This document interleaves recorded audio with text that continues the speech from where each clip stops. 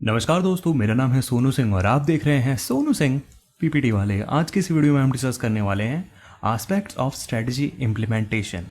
तो इस पूरी वीडियो में हम डिस्कस करेंगे क्या होता है मीनिंग या कॉन्सेप्ट स्ट्रेटजी इम्प्लीमेंटेशन का और क्या इसके एस्पेक्ट्स होते हैं। तो लास्ट तक देखना आप इस वीडियो को ताकि आप समझ पाओ इस टॉपिक को।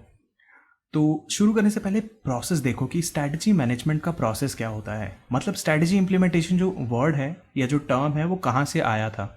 तो स्ट्रैटेजी मैनेजमेंट का एक प्रोसेस होता है जिसमें सबसे पहले आता है एनवायरमेंटल स्कैनिंग। इसका मतलब एनवायरनमेंट में जो भी अपॉर्चुनिटीज़ हैं उन चीज़ों को देखना कि किस चीज़ के ऊपर हम अपनी स्ट्रैटेजी बना सकते हैं। फिर आता है स्ट्रैटेजी फॉर्मुलेशन। तो एनवायरमेंटल स्कैनिंग करने के बाद स्ट्रैटेजीज एक्चुअल में बनाई जाती हैं और उन स्ट्रैटेजीज को बनाने के बाद स्ट्रैटेजीज को इम्प्लीमेंट किया जाता है, तो उसको बोल दिया जाता है स्ट्रैटेजी इम्प्लीमेंटेशन। और लास्ट में होता है एवेल्युएशन एंड कंट्रोल। ठीक है, इम्प्लीमेंट करने के बाद उसको एवेल्युएट किया जाता है कि सही से हुई है कि नहीं हुई है, और अगर कुछ कमी रह जाती है तो उसको कंट्रोल किया जाता है। तो इस पूरी वीडियो में हम डिस्कस करेंगे स्ट्रैटेजी इम्प्लीमेंटेशन के बारे में और इसके एस्पेक्ट्स के बारे में। तो स्टार्ट करते हैं इसके कॉन्सेप्ट के साथ कि स्ट्रैटेजी इम्प्लीमेंटेशन होता क्या है। अब तक तो आप समझ ही गए होंगे कि फॉर्मुलेटेड स्ट्रैटेजी को इम्प्लीमेंट करना ही स्ट्रैटेजी इम्प्लीमेंटेशन होता है। फिर भी एक बार पढ़ लेते हैं। Strategy implementation is a procedure through which a chosen strategy is put into action. That means strategy implementation एक ऐसा प्रोसीजर होता है, एक ऐसा प्रोसेस होता है जिसके ज़रिए जो भी स्ट्रैटेजी बनाई है, जो भी स्ट्रैटेजी हमने चूज़ करी है स्ट्रैटेजी फॉर्मुलेशन स्टेज में, उसको एक्शन में लेके आते हैं। और क्या लिखा गया इसके बारे में? Strategy implementation refers to various activities involve in executing the strategies of an organisation. वही चीज़ बार बार बोली जा रही है कि स्ट्रैटेजी इम्प्लीमेंटेशन के अंदर वो सारी एक्टिविटीज़ आती हैं जो एक स्ट्रैटेजी को एग्जीक्यूट करने में हेल्प करती हैं। ठीक है, जो भी स्ट्रैटेजी ऑर्गेनाइजेशन ने बनाई है उसको एक्चुअल में एग्जीक्यूट करना या एक्शन में लेके आना। In simpler word, strategy implementation puts an organization's strategies into action through various procedures, plans and programs. ठीक है, अगर आसान शब्दों में देखें तो स्ट्रैटेजी इंप्लीमेंटेशन ऑर्गेनाइजेशन की जितनी भी स्ट्रैटेजी होती है उनको एक्शन में लेके आना होता है।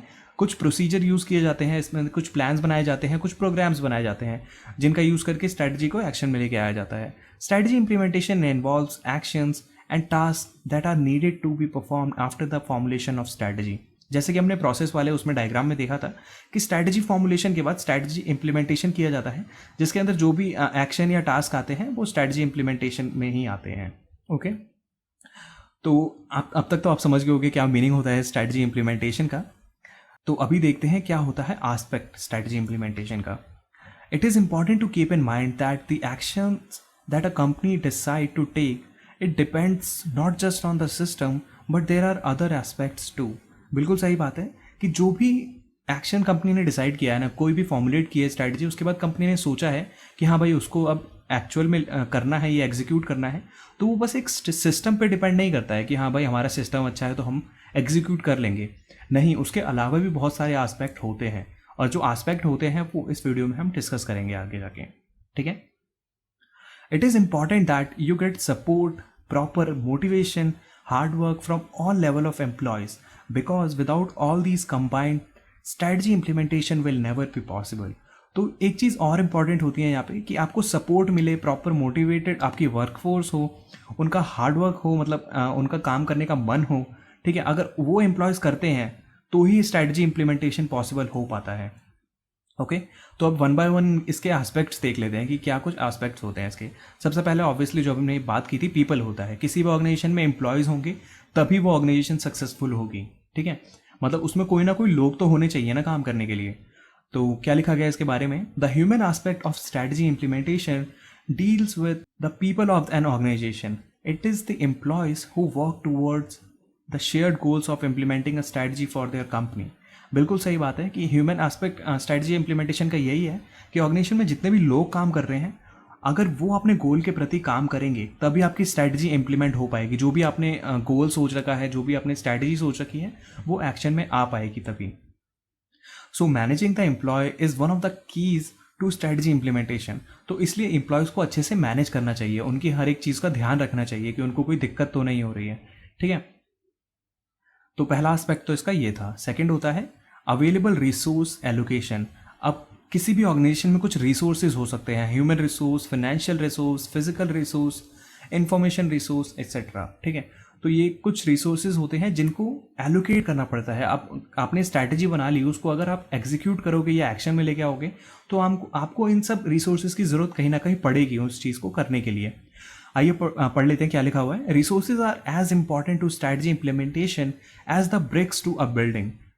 जैसे आप बिल्डिंग बनाते हो तो उसमें आपको ईंटों की ज़रूरत पड़ती है, बिल्कुल सही बात है, जिसके बेसिस पे आपकी बिल्डिंग बनती है। वैसे ही आपको स्ट्रैटेजी को इम्प्लीमेंट करने के लिए रिसोर्सेज की ज़रूरत पड़ेगी, जिसके बेसिस पे आपकी स्ट्रैटेजी इम्प्लीमेंट हो पाएगी अच्छे से। Without sufficient continuous resource all your effort can go in when. अगर आपके पास अच्छे रिसोर्सेज नहीं है या सफिशियंट रिसोर्सेज नहीं है तो आपका जो सारे एफर्ट है ना, स्ट्रैटेजी फॉर्मुलेशन, एनवायरमेंटल स्कैनिंग, जो भी आपने किया है सब कुछ बर्बाद हो सकता है। Resource management remains one of the crucial part of strategy implementation. तो इसलिए रिसोर्स मैनेजमेंट को एक क्रूशियल पार्ट बताया जाता है स्ट्रैटेजिक इंप्लीमेंटेशन का। यहाँ पे दो फैक्टर्स हो सकते हैं, या तो आपके पास जितने रिसोर्सेज हैं मतलब उनको एलोकेट करो, उनको अच्छे से यूज़ करो, या आपके पास जो रिसोर्सेज नहीं है, जो इम्प्लीमेंटेशन में लगेंगे रिसोर्सेज, उनको लेके आओ, उनको मतलब बाहर से कहीं ना कहीं से इकट्ठा करो उनको। तो यहाँ पे दो फैक्टर्स हो सकते हैं।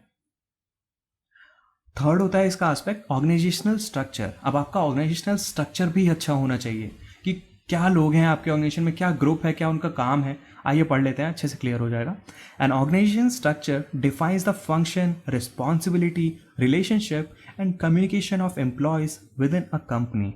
तो एक ऑर्गेनाइजेशन स्ट्रक्चर किस चीज़ को बोला जाता है, क्या फंक्शन है आपके जो ऑर्गेनाइजेशन में लोग हैं उनका, क्या उनका रोल रिस्पॉन्सिबिलिटी है, क्या उनके बीच में रिलेशनशिप है, मतलब कौन किसका मैनेजर है, कौन किसका सबॉर्डिनेट है, कौन सुपरवाइजर है, ये सारी चीज़ें। और उनके बीच में कम्युनिकेशन कैसा है कि एक एम्प्लॉय है जो नीचे का लेवल का है वो किन किन से कम्युनिकेट कर सकता है, क्या वो टॉप लेवल मैनेजमेंट से कम्युनिकेट कर सकता है, ये सारी चीज़ें इसमें देखी जाती है। तो ये चीज़ पहले से डिसाइड करनी पड़ती है। An organization with a clear-cut structure can achieve the company objective much more easily than an organization with cluttered structure. अब किसी ऑर्गेनाइजेशन में क्लियर कट स्ट्रक्चर होगा कि सबको क्लियर है कि हमें किस लेवल तक बात कर सकते हैं, क्या क्या हमारी लिमिटेशंस हैं, क्या क्या हमारी फंक्शंस हैं, रिस्पॉन्सिबिलिटीज़ हैं, तो वो ऑर्गेनाइजेशन अच्छे से अपने ऑब्जेक्टिव्स को पूरा कर पाएगी। बजाय उसके जिस ऑर्गेनाइजेशन में क्लटर्ड, मतलब बहुत ज़्यादा, समझ रहे हो, बहुत ज़्यादा कंफ्यूजिंग स्ट्रक्चर है, किसी को पता ही नहीं है कि उनके रूल्स रिस्पॉन्सिबिलिटीज़ क्या हैं, उनके ऊपर का बंदा कौन है, वो किससे बात कर सकते हैं, किससे हेल्प ले सकते हैं, ये सारी चीज़ें। फोर्थ आ जाता है कंपनी कल्चर। अब कंपनी का कल्चर, कि कंपनी में एनवायरनमेंट कैसा है, उसके बेसिस पे भी आपकी जो स्ट्रैटेजी फॉर्मुलेशन या स्ट्रैटेजी इंप्लीमेंटेशन है वो डिपेंड करती है। Company culture is another key factor for implementing strategies. Works get done faster in an organisation where employees feel comfortable. तो कंपनी का कल्चर भी एक बहुत ज़्यादा इंपॉर्टेंट फैक्टर माना जाता है स्ट्रैटेजी इंप्लीमेंटेशन में।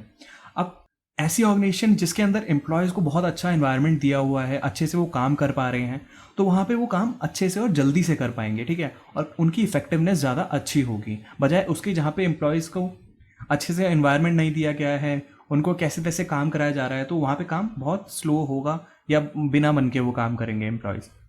तो कंपनी का कल्चर वहाँ पे बहुत ज़्यादा इंपॉर्टेंट होता है। A culture of being responsible for their own action is important for both reward and accountability. बिल्कुल सही बात है। अगर ऐसा कोई कल्चर होना कि जो भी आप कर रहे हो आप अपने लिए कर रहे हो या इससे आपको ही बेनिफिट होने वाला है। रिवॉर्ड एंड अकाउंटेबिलिटी क्या होता है? रिवॉर्ड का मतलब कि अगर कोई अच्छा काम करता है तो उसको रिवॉर्ड दो। अकाउंटेबिलिटी, अगर उसने अच्छा काम नहीं किया तो वो ही अकाउंटेबल होगा उस चीज़ के लिए, ठीक है। तो अपने खुद काम के लिए खुद ही आप रिस्पॉन्सिबल हो वहाँ पे। तो ये कंपनी का कल्चर होना चाहिए। फिफ्थ एंड द लास्ट होता है टूल्स। अब किसी भी कंपनी में टूल्स होने चाहिए, जो भी रिक्वायर्ड टूल्स हैं वो अवेलेबल होने चाहिए किसी भी स्ट्रैटेजी को फॉर्मुलेट या इम्प्लीमेंट करने के लिए। In modern era strategy and the digital system go hand in hand. इसका मतलब कि स्ट्रैटेजी जो भी बना रही है ना कंपनी और डिजिटल सिस्टम है, तो ये दोनों साथ के साथ चलने चाहिए। जैसे कि कोई स्ट्रैटेजी बनाई मैंने और हमारा सिस्टम नहीं है, मतलब या कुछ डिजिटल नहीं है, मेरे ऑर्गेनाइजेशन सब कुछ कॉपी पेन से हो रहा है, तो वहाँ पे कहीं ना कहीं दिक्कत हो जाएगी। एक एग्जांपल था, ठीक है। You can use tools to handle many task in your company. तो कुल मिला के बात यही है कि आपकी कंपनी में जो रिक्वायर्ड टूल्स है ना वो होने चाहिए, भले ही वो कंप्यूटर हो, प्रोजेक्टर हो, स्क्रीन हो, प्रिंटर हो, जो भी सारी चीज़ें हैं वो सारी चीज़ें होनी चाहिए। सॉफ्टवेयर अगर रिक्वायर्ड कोई है तो वो सॉफ्टवेयर हो, ठीक है। You should be clear about the necessity of a tool and the way it aids the employee of your organization to make the strategy implementation process efficient। अब आपको इस चीज़ का पता रहना चाहिए कि क्या क्या टूल्स की ज़रूरत है वहाँ पे और कैसे कैसे एम्प्लॉयज़ को वो हेल्प करने वाले हैं किसी भी ऑर्गेनाइजेशन में काम करने के लिए, जिससे कि आपकी स्ट्रेटजी इंप्लीमेंटेशन प्रोसेस एफिशिएंट बनेगी, ठीक है, आपकी स्ट्रेटजी अच्छे से इंप्लीमेंट हो पाएगी। ऑलराइट, तो यही था इस वीडियो में। आई होप आपको एस्पेक्ट समझ में आ गया होगा क्या होता है स्ट्रेटजी इंप्लीमेंटेशन और क्या इसके एस्पेक्ट्स होते हैं, ठीक है। अगर कोई भी डाउट है इस वीडियो में तो नीचे कमेंट सेक्शन में लिखना ना भूलें, और यार लाइक तो कर ही देना, वीडियो पसंद तो आई नो आ ही जाती है, और यार सब्सक्राइब किए बिना मत जाना चैनल को। अगर नए आए हो चैनल पे तो प्लीज़ सब्सक्राइब बटन दबा देना, और बेल आइकन आपके ऊपर है। और मिलते हैं आपसे नेक्स्ट वीडियो में। और नेक्स्ट वीडियो में जाने से पहले यार, अगर आपका कोई टॉपिक हो ना, कि आपको कोई लगता हो कि हाँ भाई इस टॉपिक में मेरे को डाउट है, या इस टॉपिक के ऊपर मेरे को थोड़ी और एक्सप्लेनेशन चाहिए, तो आप कमेंट सेक्शन में लिख सकते हो। जैसे कि ये जो टॉपिक था ये भी किसी ने कमेंट सेक्शन में लिखा था, तो उसके ऊपर वीडियो आई है, ठीक है। और बाकी ध्यान रखना अपना और अपने घर वालों का। तो मिलता है आपसे नेक्स्ट वीडियो में, तब तक के लिए goodbye, take care, have a nice day.